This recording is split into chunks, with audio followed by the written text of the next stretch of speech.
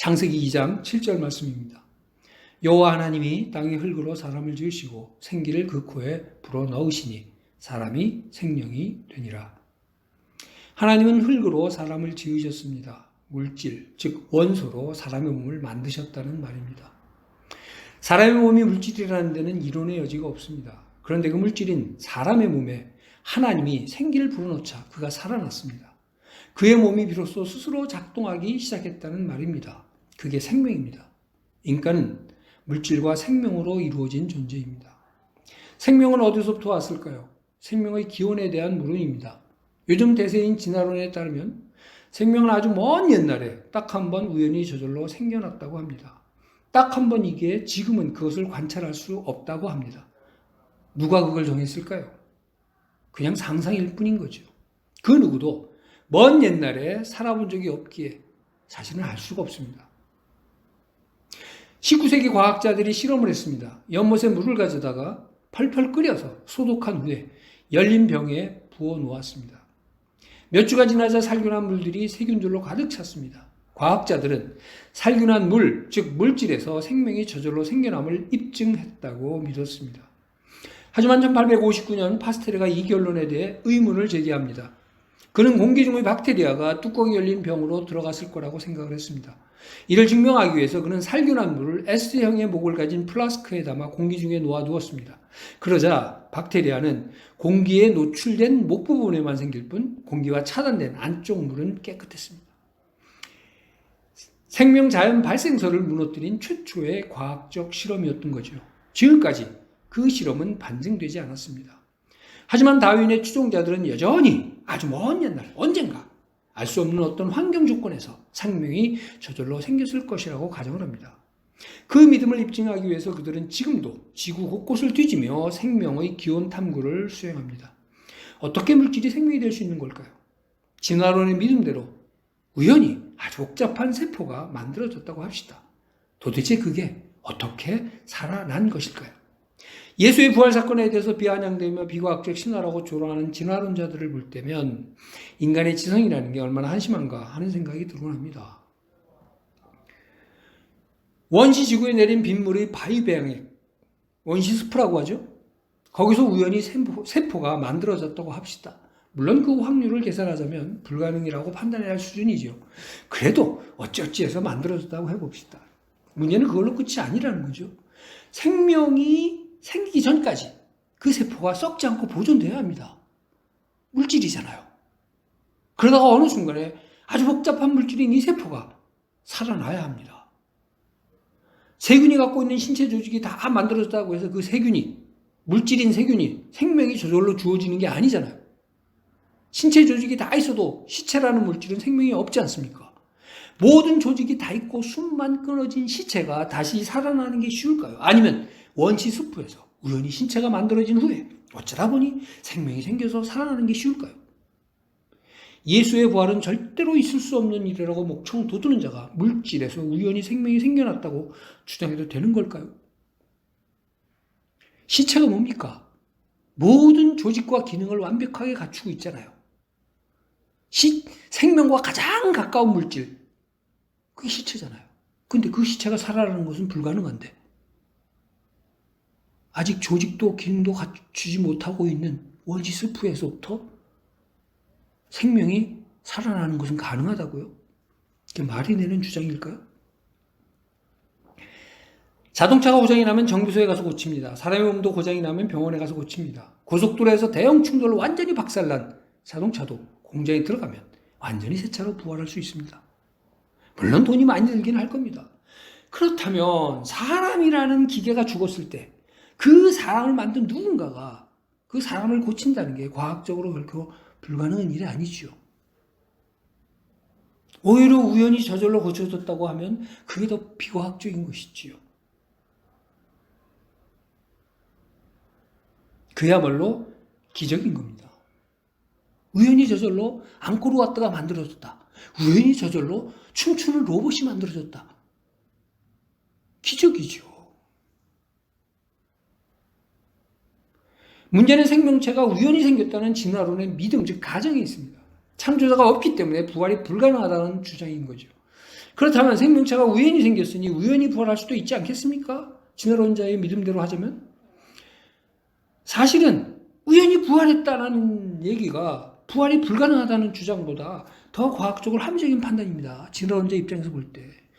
그 복잡한 구조와 기능을 가진 자동차가 철광석으로부터 어쩌다 보니 우연히 저절로 만들어질 수는 있지만 이미 자동차로 만들어져서 모든 부품이 다 갖추어져 있는 고장난 자동차를 다시 움직이게 할 수 있는 것, 그것이 불가능하다는 논리가 과연 말이 됩니까?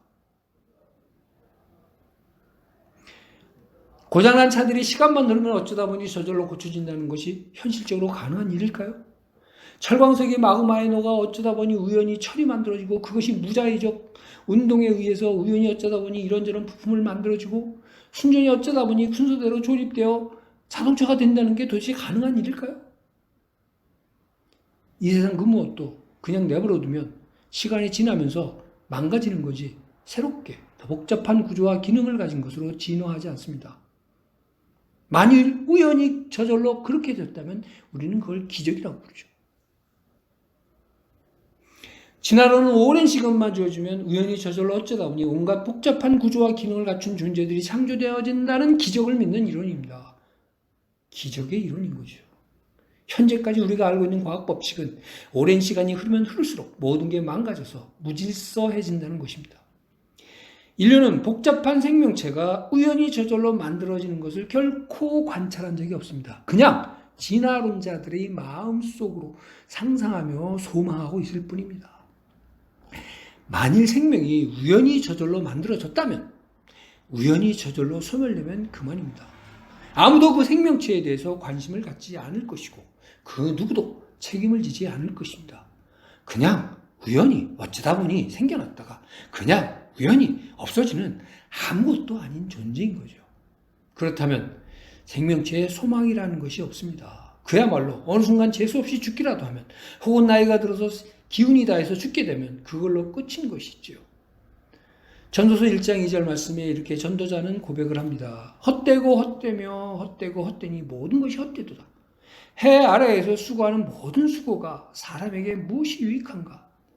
인생이 당하는 일을 짐승도 당하나니 그들이 당하는 일이 일반이라 다 동일한 호흡이 있어서 짐승이 죽음같이 사람도 죽으니 사람이 짐승보다 뛰어남이 없으면 모든 것이 헛됨이로다.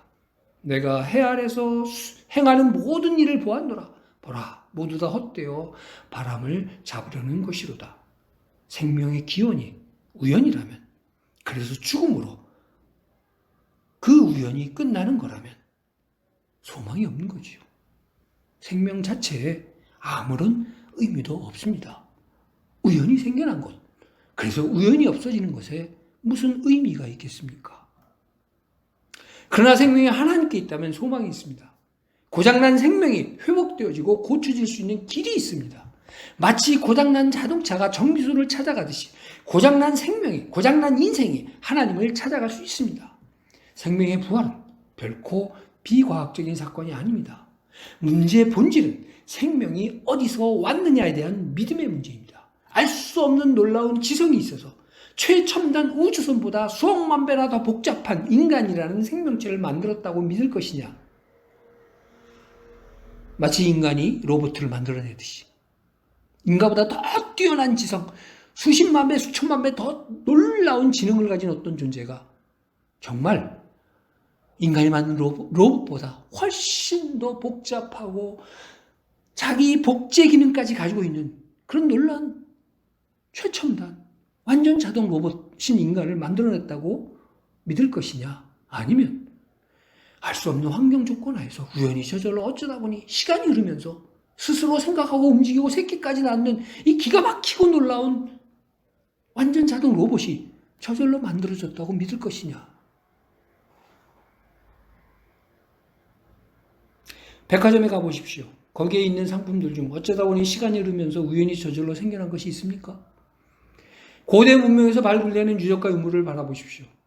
피라미드나 앙코르와트나 신라의 금관이 우연히 저절로 지진과 번개와 알 수 없는 무작위적인 운동에 의해서 저절로 만들어졌다고 믿어도 됩니까?